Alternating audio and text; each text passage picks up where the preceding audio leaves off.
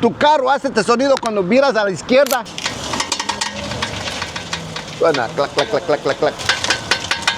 Quédate, en este video te voy a decir cuál es la falla. Por la parte de acá pudimos encontrar la falla que hace clac, clac, clac, clac, clac, clac.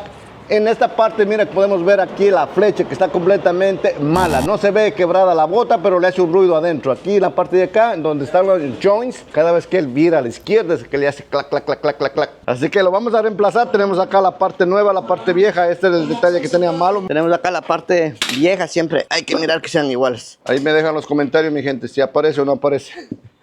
Algo muy importante, mi gente, siempre hay que cambiar el sello, como está aquí, mira, tengo aquí el sello en mis manos. Esto no cuesta mucho y es bien importante cambiarlo para que quede de un solo bueno, porque si le pongo el axo nuevo y no le cambio el sello, es lo mismo que usted se bañe y no se cambie de ropa. Así que pilas con eso, mi gente. Así nos quedó este trabajo, le cambiamos la flecha, el axo que tenemos acá, le cambiamos que es el sello. Así que lo que vamos es a poner la llanta y le vamos a hacer el test otra vez, como nos quedó el antes y después. Así es como tiene que quedar, mi gente, sin ruidos. Espero que te haya gustado este video y no te olvides de decirme de qué ciudad me estás mirando para mandarte un abrazo y un saludo. Yo te veré en un siguiente video. Te dice Luis el mecánico, tu mecánico de confianza.